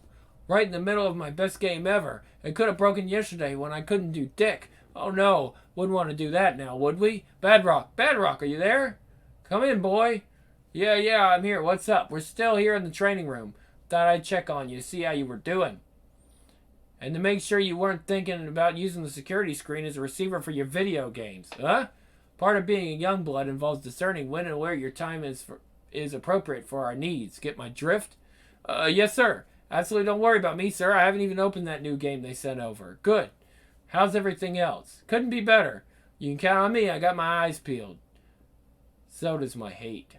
You could hate someone, but not be angry at them. And you could be angry at someone, but not hate them. It takes a very evil person to make you combine the two. Chapel has become that. So I waited some more. Finally, he showed. By the time I could make a move to the training room, 2 others had joined him there. What was he training for? He'd always said practice makes perfect. But you need to practice on things that are alive. I hope his 2 companions are smart enough not to turn their backs on him. If he could kill a friend, everything else is easy and enjoyable. Is this the best test material we can find? I'm wasting my bloody time. Then watch out, tough guy, because here come those new warrior droids you ordered for practice. Finally, something to sink my teeth into. Badrock, can you tell Riptide it's time to relieve you at Sector 1? Aye, Captain. Don't forget your meeting at 3. Hey, guys, forgot to mention about our meeting with the CAA group in 20 minutes. Time to shut it down. Not me. You babes quit if you want. I'm just getting warmed up. His laugh is barely muffled as it leaches through the door and down the hallway. Damn him. Still as cocky as ever. Good. Didn't want this to be too easy. Because of my powers, I can't lose. No matter what happens in the next few hours, I've got the winning hand. Now there's a change. One final reminder before I take him out. Wanda. Slam! The deafening sound of steel ramming steel startles the 3 Youngblood members. At the door, they see a figure standing poised for the challenge. He doesn't move a muscle as he calmly scans the... Considering how to use it all to his advantage. Although he doesn't move, his cape and chains seem to flit about, snapping like caged animals getting ready to feast. He spots Chapel no more than 30 feet away, and his heart, if that's truly what it is, skips a beat. And yet, he does not move. He has decided that any action with these Youngblood might be a drain on his powers. Besides, it's only one of the 3 he's concerned with. Though he wishes not to waste any more of his precious new powers, he knows he has no chance. Make a move, mister, and I'll have 20 agents on your back. Don't know how you got in, but you're not going to walk out. Team Leader Chef commands the respect of those he leads and those he fights. No such luck with this dead soldier. Make your move. Everyone freezes, but this moment is broken by the sudden entrance of another. Yo, dudes, what's up? Someone tripped the silent alarm. So where's the action? Great, another member. You must be from the Youngblood Academy. Awesome cape, dude. Enough. It's time to end this phase of things. Spawn lifts his hands and gestures ever so slowly. Like a modern-day Dracula, he begins to morph in size and shape, shrinking and twisting, radiating colors of greenish hues until he's completely gone from sight, save for the twinkling of power residue. This was a pre-calculated energy drain. There was no other choice. Wow, that was cool. Pardon me, fellas. He wasn't the only one to zap out of here. Huh? He took Chapel with him. What? Okay, listen up, you diehard. Sweep the complex for signs of other security breaches. If it's clear, notify headquarters. I've just reassigned our unit. Bedrock, Badrock, whatever. Check the databases for anyone with powers similar to our intruders. Then access all data connected to current Super Freak activity. Right. I'm also going to see if I can get a lock on the personal guidance signal he carries. Should pinpoint him within 10 minutes. Good, now alert the other members to get their rears down here. Pronto, we got a Code 1 event. Time to show the bad guys what happens when you try to mess with us. If Chapel doesn't kill him first. It's late for Terry Fitzgerald and Wanda Blake. Most of their neighbors in a New York suburb of Queens have been asleep for hours, nestled in warm beds. Terry wishes he was doing likewise. As it is, he stands staring out the window, nervously fidgeting with the curtain string, the cause of his restlessness, a none too subtle threat of harm to his family from his own agency. This morning's threat says otherwise. Oh, hold on. As an agent of the United States group USSG, he's always faced the possibility of danger. Terry distanced himself from that side of things years ago when he shifted over to its intercultural liaison unit. After what happened to Al, he needed a break from frontline activity. He thought he'd finally gotten it. This morning's threat says otherwise. He knows the security group doesn't muscle its own unless they have something very serious. For the life of him, he can't imagine what that can be. That doesn't matter. Last issue, Tom. That they even imagine a problem is disaster enough. Now he must try to find some answers before things get really ugly. Terry, is something wrong? Fine. Determine. Formulate. Solve. These are the 4 basic points of his training. It seems they left one out. Protect. I thought I was the only one having sleepless nights these days. Wanda and Cyan, your wife and child. Any loving husband would shelter them from harm. Terry's no different, unfortunately. He has no target to defend against, knowing the people he works with might be difficult to find one. Until he chooses a course of action, he can say nothing to her about his worries. For her part, Wanda has long accepted that his job brings with it a certain degree of secrecy. Is it something you can tell me about? No, not yet. I'm going to check on Cyan. As he gazes at his daughter's innocent face, he wonders how much time is left before she learns the cruelty that people do to each other. New York City's Police Department, 12th Precinct. How could such a thing happen? Poor little foo-foo. Detective Sam Burke is just finishing a miserable day's work fielding the complaints of concerned citizens. Such is the fate of a policeman under internal investigation. I mean, the absolute gall of that man. Since when did God die and leave him in charge? So, where was I? Oh, yes. After my husband locked him in his own garage, accidentally, of course, we never realized that this lunatic would even think of using a chainsaw as a lethal weapon. After destroying his own door, the bugger nearly killed my hubby. Are you listening, young man? Yes, ma'am. Good. For that sick, evil, spiteful man to start sawing up my poor Foo-Foo's doghouse without checking to see if she was inside, well, I don't even want to think what could have happened if I didn't stop him. I mean, it's not my fault he forced me to get so angry. Besides, I can't believe a man with an ass as fat as his would have even felt that butcher knife in his rear. I hardly stabbed him, the big baby. I just can't believe he called the cops. Ain't your problem my hubby totaled his new Porsche. Accidentally, of course. Excuse me, sir, good news. The board will be releasing its decisions tomorrow. If we're acquitted, we can be back on the streets by Thursday. Thought you'd want to know. Thanks, Twitch, because I'm going to find our little red hero that day. Let him know what I've been going through. He owes us, Twitch, big time. Nearly 8,000 miles from Youngblood headquarters lies a certain swamp in Botswana. A green mist swirls there, visibly taking forms. The 2 human forms take a few minutes to recover from the sadistic experience of teleportation. Puking helps. Where the hell are we now? Surely you haven't forgotten this place already. What? Buddy, I don't pay attention to the landscape when I'm working. Exactly. You never gave a damn about anything that crossed your path, even your so-called friends. What happened, Chapel? Figured I'd pass you in service ranking? Maybe it was my haircut or clothes. You never did need any logical reason to kill someone. You just wanted a target. Friend or foe, what's the difference? Buddy, you don't know a goddamn thing about me. Not a goddamn thing. If we're here to fight, then let's get on with it. Otherwise, get the hell out of my way.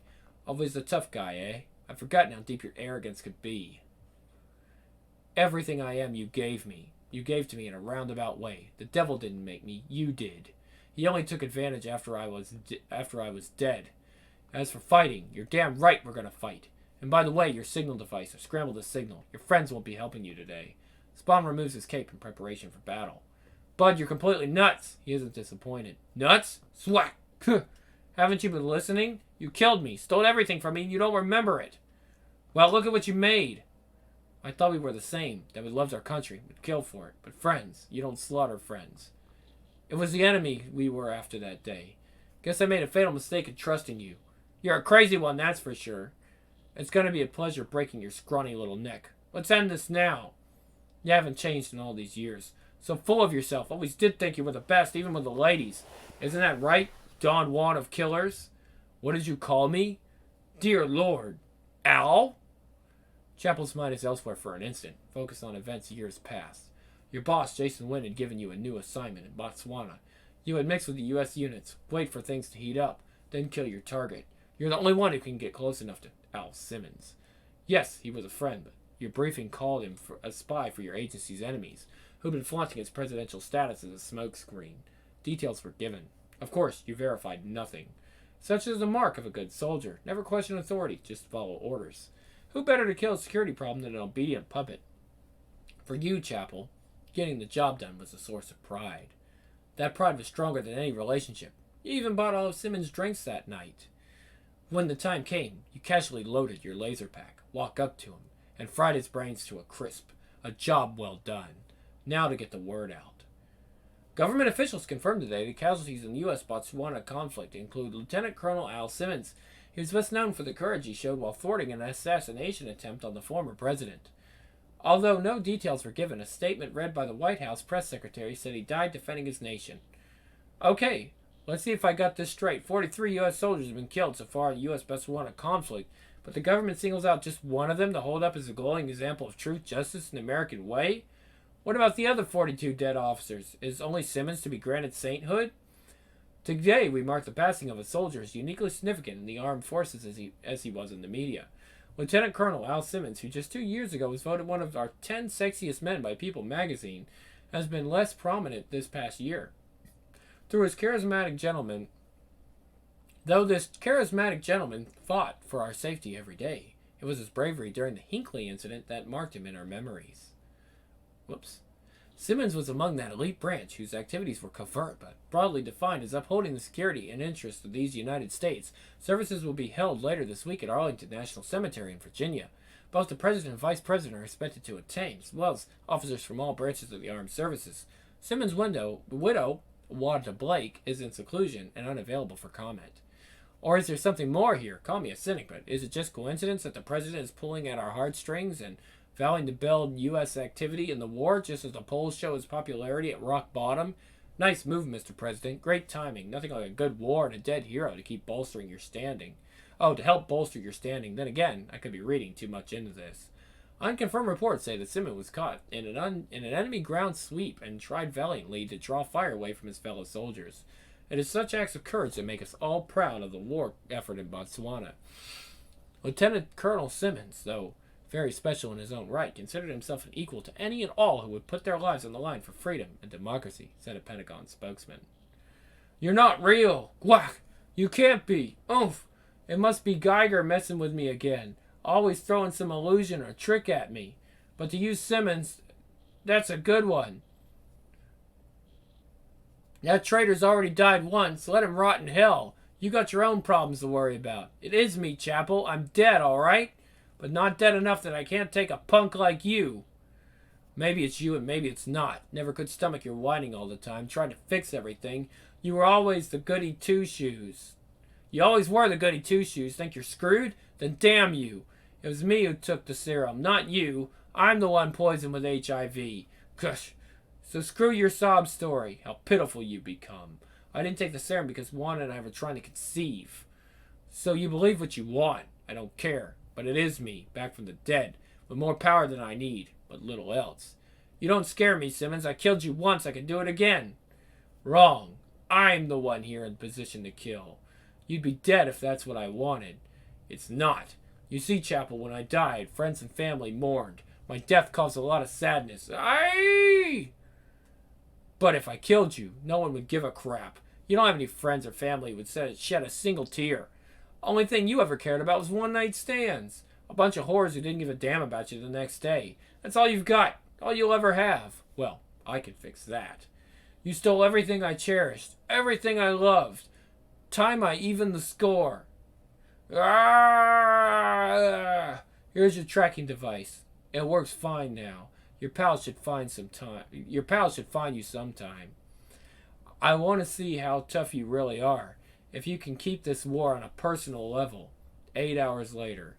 Chapel, you okay? Hey man, what happened? Jeez! Badrock, get the first aid now. He needs help. Chapel, what's up? Where's that Kate guy? How'd you get here? What do you want? What'd he say? Nothing. Next, the return of the Violator. Ooh, we got one more. September 93, 14. Miss Part 1. This one's going to run a little longer because we had to do an extra comic. Ha, that's the best you can do? Well, sit back and I'll tell you about Tough.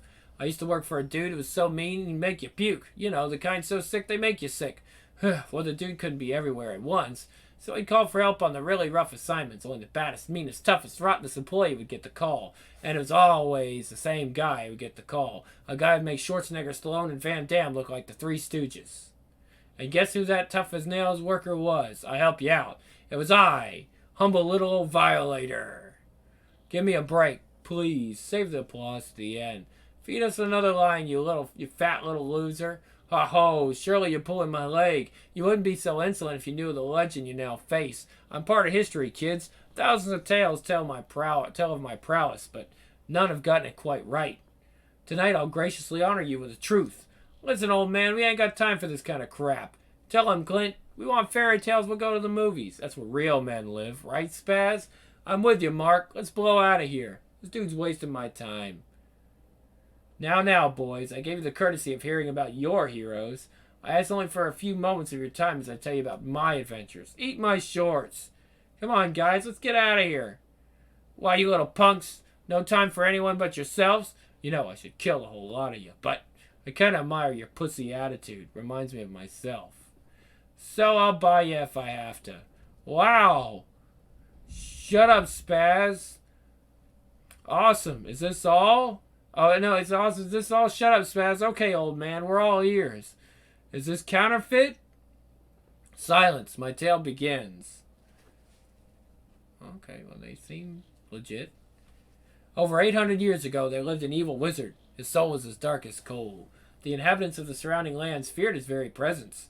The evil wizard had, after all, gutted many innocent folks.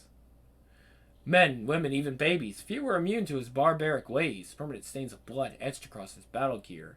He kept the people in check by using the strongest force on Earth. Okay. Money. No, boy. Fear. Whenever he went, the citizens fled. Those left behind cowered in shadow. This isolation drove him mad. Riding on the back of his black demonic monster, he inspired oft-repeated stories. One told of men trampled 100 at a time, just so he could laugh at their blood-curdling screams. Chaos reigned supreme.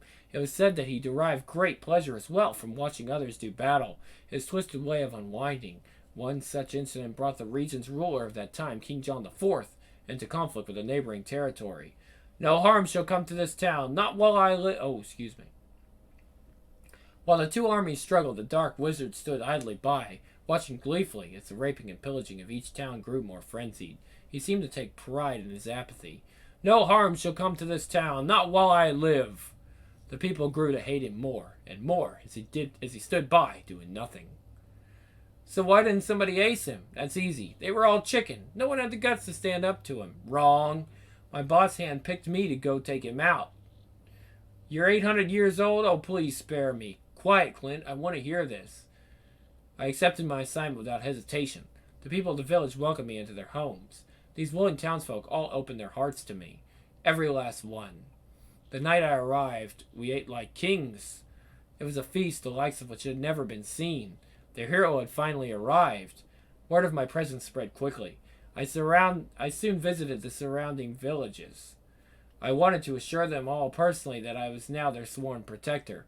They needed no longer fear the evil spawn wizard. Not while I was around. A few days later, I heard of a man who had been beaten by the wizard and yet lived. More importantly, he knew where the wizard was headed. I did not hesitate to visit this poor, courageous man. After gathering the information I needed, I made sure that his wounds were properly taken care of. Armed with the knowledge of his whereabouts, I carefully mapped out my strategies on how to best encounter this wicked nemesis. Rushing into battle would only weaken my position. I needed to strengthen myself, hone my abilities. Every village made sure I would be well provided for. I had their complete cooperation in my task of finally ridding their lands of this dark hellspawn. He gave me everything I could possibly need. Finally, I was ready. All I needed was a decoy. Someone that was even the most disgusting of human beings actually cared for, and I found her. The wizard's very own evil, ugly, wart-faced, wicked witch mother. Hold it right there. Let me get this straight. You're 800 years old, you used to be a lean, mean fight machine, you fought wizards and witches? So, exactly who is this boss of yours? He's got to be pretty powerful himself to keep you alive after all these years. Surely you've all read the Bible. Whoa, you mean you're one of God's disciples? Please, get with the program. Here's a clue. Recall the other direction. Hell, I feel good. He, I love winning. Well, Twitch, you know what I'm gonna do first, eh? Hold on. Let's see here. I'm really confused on how to read this one. Okay, here we are. No, we do this. New York's Police Department, 12 precincts, specifically the office of Detective Sam Burke and Twitch Williams. But please, sir, watch the ribs. I hope Chief Banks is dying of it all, sir. We shoved it right up his rear. God bless America. They've just been given word that they are officially cleared of any wrongdoing following an investigation into the death of child killer Billy Kincaid. The pair can now resume their regular duties on the streets without further delay. 2 weeks strapped behind a desk drove Sam almost completely bonkers. Hell, I feel good. I love winning. Well, Twitch, you know what I'm going to do first, huh? Yes, sir. Find our hero in the red cape. Bingo! The investigating board didn't know anything about him. With us cleared, they're antsy to find out what really happened. Maybe we can help them out a bit. Yes, sir. May I suggest we start immediately? I could use a little overtime. By the way, sir, you have a donut squished to your ass. As night falls upon the streets of New York City, the alleyways are the first to be engulfed in the silky blackness. Here in the grungy bowels of the city, the homeless begin their time-worn nightly ritual, stalking claim. Though they own nothing, these disenfranchised occupants of the Bowery's byways take great satisfaction in selecting their sleeping quarters. Some spots are had by luck, others by tradition. The best places are usually gained with bribes of liquor or through physical conflict. Whatever the case, this is one of the few activities for which these outcasts feel any kind of passion. They may have lost many things in their lives, but their pride is not one of them. In more recent times, a new player has entered the game. He has quickly earned the respect and loyalty of those he lives with. Though it took him nearly 8 days to return from Africa, his choice of resting places is undisputed. The pecking order endures. Sheltering away in his new resting spot, Spawn can reflect calmly on his actions, considering what went wrong and why. Another sleepless night. It's becoming predictable. How could I be so stupid?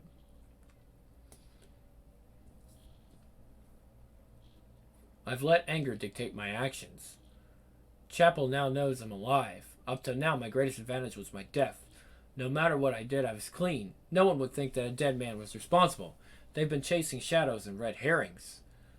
But if Chapel talks, I'm screwed. Big time. At least I've had my revenge by branding his face with that stupid skull mark permanently. Even makeup won't stick to it. He's a walking horror show. Good. I didn't want to be the only one. What now? Do I sit around waiting to see if he opens his big mouth? Forget it. Time's still on my side. It'd still take a couple of months for anyone to track me down. I'll just have to cross that bridge when I get to it. Take the next left, Twitch. Connor said there's usually a high density of them down that back way. Yes, sir. I've heard our Cape Vigilante might be involved in other slayings. How do we know he's not involved with the government's Youngblood program? We don't. But even if he is, they don't give him privileges such as manslaughter to their agents. We've got ourselves a pure and simple wacko. That all I agree with, sir. Good. Now let's get going. Chances are our little hero's split town. If he was smart, that is. But I've been one to give criminals abnormally high IQs. Well, looky what we've got here. A regular convention or something. Twitch, this might just be our lucky day. It's night, sir. Evening, fellows. Whoopee, it's the Fuzz. Fuzz, sorry to break it to you, but that term went out 15 years ago. Though I don't suppose your steady diet of drugs and booze has made you any kind of Einstein. Please, sir, let's be pleasant about this. You're right. Gentlemen, may I have your attention, please? My partner and I are looking for a possible new acquaintance of yours. He wears a cape, which is red. he can somehow make dead bodies appear in my office. Other than that, I'm sure he's perfectly normal. Ring any bells? You're nuts, cop. Nope. Nope. Nope. Lost in thought, Al turns to the corner of the long alleyway. Quickly, he snaps back to reality and decides to wander aimlessly elsewhere. No sense in a confrontation. Huh? What the hell? Twitch, did you see that? Now that you ask, I do remember. Some guy that I think he... Get out of my way, old man, before I run you over. Spawn's friends create just enough of a distraction to help his escape. Damn, he's gone. I swear this guy leads a charmed life. Al Simmons would consider that to be a very, very bad joke. So anyways, it was time for me to hunt down the Wicked Witch. She was 100% evil. Very sight of her would make you scream. Fangs grew from her black lips. Piercing red eyes sank into a face splattered with warts and cuts. Hideous doesn't even begin to describe her. And she was powerful beyond belief. She could control the wind and the rain. Even the creatures of the forest listened to her commands. And how she loved her son. I'll await your return, my prince. I shall come back in haste. Keep thee well during my absence, sweet darling. If I could only find and capture this cold, sadistic woman, I might have a chance of killing the Spawn Wizard myself. She would be my decoy. It took 3 days' travel to reach her castle. At her doorway, I fought 20 or more monsters which barred my path. I won, but just barely. When I reached the witch's cavern, I was momentarily overcome by her magical powers. Fortunately, she had willed a portion of them to her son. Even in my weakened state, I was still able to best her and escape with my life. But please, God have mercy. The legendary fight has been acclaimed over the generations as a turning point in my crusade to kill the Spawn Wizard. It took days, but finally I determined the whereabouts of her son. Even in captivity, she fought, never giving up. In some twisted way, I almost admired her stamina. I had seen thousands of men who fought less gallantly. When at last she succumbed, I took her with me as I set off after her son. The time had come to face the Black Wizard. A brave messenger delivered a note to the Hellspawn, telling of his mother's capture. The letter spoke of a challenge, a fight to the death. Winner take all. The Spawn Wizard accepted, because to tell the truth, he was a big mama's boy. He couldn't stand to see his mother in the hands of the enemy. So we met, face to face, man to man. What took place that night is the reason the word heroic exists in the dictionary today. You coward! Hiding behind this woman's skirts. I shall kill you! He trembled at my very presence. I told him I would not leave before collecting the heads from he and his mother for my trophy case. This obviously didn't sit very well with him. He tried to reach his mother, but I blocked the way. Face me with honor, you devil's toy! Prince, help me! I know why you've been sent. Your master wishes to test me to see if I'm fit for his army. You tell him I will not be scared by the likes of you. We are both pawns in his eternal war with heaven, but I will not be toyed with. So began our historic battle. Good versus evil, to the death. His strength and agility surpassed me at first, but I had to remain focused. Any distraction could cost me my life. I had to fight with all my senses acting as one. Our war raged on for what seemed like an eternity. The very ground shook with our every move. Do you ever stop? However, I could detect exhaustion creeping unbidden into the Spawn's sword arm. He backed me up against a tree line, hoping I would try to flee. Then, with all the darkness that hid the forest as his excuse, he could say he lost me in the shadows. Obviously, he grossly underestimated my grit and determination. Quickly, I made my move. The fierceness of my attack caught him completely off guard. Doesn't look like that's what happened. I had him on the ropes. At one point, I lost track of him. He vanished into the forest. You're very good, trickster. Now show yourself. I tire of this game. When I saw that his wicked mother was tied to the tree, I knew he'd have to return. I said, step into the moonlight, you spineless whelp, so I waited calmly. Strike now, demon. I turned at the sound of his muffled voice. He stood by a great oak, almost defying me to react. Well, I didn't want to disappoint the little puss head. Besides, he had it coming. Mustering all the strength I had left, I directed everything into one fiery blow. I barfed a maelstrom of acidic flames full of force into my hated enemy. Without moving a muscle, he caught the full onslaught of my blast. As I continued to vomit death, I could only laugh inside. The wicked witch was left to watch, horrified as I French fried old Sonny Boy. My prince! No! 10 minutes after I stopped, his armor still glowed red hot. When it cooled finally, I checked inside, and you know what I found? Beavis and Butthead? Ha ha, good one, Mark. Maybe it was just a very tan wizard. Yeah, or maybe a big pile of crap. Who cares? Come on, guys, let's get out of here. But boys, this is the climax. I'm almost done. Just a few more minutes. Oh, okay. Here's another $5 each. You happy? Beauty. All right, what did you find? Diddley. I completely disintegrated the poor sucker. Ha ha ha ha ha. The conclusion, and a new legend is born. Honest, I wouldn't lie. Here is the art gallery. Spawn 7 cover. Okay. Spawn 8 cover. Yeah, these are all the inks. Love that Spawn 9 cover. Spawn 11 cover. Obviously, we don't have the 10. The 12 cover. Well, that's interesting. Spawn 13 cover. Yep. And we have the Spawn 14 cover, which is definitely Violator. Okay. People wanted to see that character. We got Spawn 8, page 17, the inks. Interesting. Look at that one, remember? Great. Spawn 7, page 19, inks. Okay. Spawn 11, page 9, inks. I love that one. It's almost like a Marvel. Feels like a Spider-Man. You know, he did Spider-Man before he did Spawn, so it almost feels like a Spider-Man cover. Spawn 13, page 7, inks. That's the one where he goes to the Youngblood facility. He actually looks like a superhero more in that one. Yep.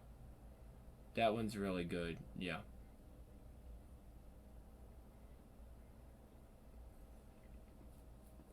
Okay. Alan Moore and Frank Miller. Yep, there you go. With Spawn Origins Volume 2 contains stories and artwork that help create the Spawn legacy, featuring the hyper-detailed art and stories by Spawn creator Todd McFarlane in collaborations with industry giants Alan Moore, Watchmen, and Frank Miller, Sin City. Each volume of the Spawn Origins series includes 6 previously released sold-out issues of Spawn published in all new design and format. Exclusive bonus content includes cover galleries and behind-the-scenes art. Each volume also includes a classic Spawn cover reimagined in a vibrant, new digitally painted style. It's really cool.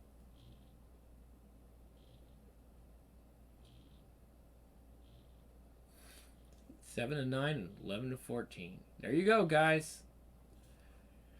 And let's look at the 3rd volume. We'll be doing this one soon. If you guys want it, I'll do volume 3. Took us a while. I do apologize, but we're done. That's volume 2 of Spawn. Hope you guys will stay tuned for the next Grimm's Comic Corner when we go into the next exciting era of, well, the next exciting volume of Spawn. I'm interested, but not as interested as I was in the first volume. Like, this volume had a lot of weird, there was like some really cool metaphysical crap going on, which I liked, and then there's this weird story, like the Middle Ages and all that. It's interesting, but it doesn't seem like anything is really happening right now. Like, all that really happened was Angela kind of attacked him, and that was probably, well, there was the fight with Overkill. But other than that, yeah, it hadn't been a lot happening. At any rate, guys, oh, well, there was the fight, definitely the fight between him and that other guy, Chapel. But yeah, I guess it's been alright. At any rate, guys, this is the Grim Lord, and I am out. I'll see you next time on Grimm's Comic Corner.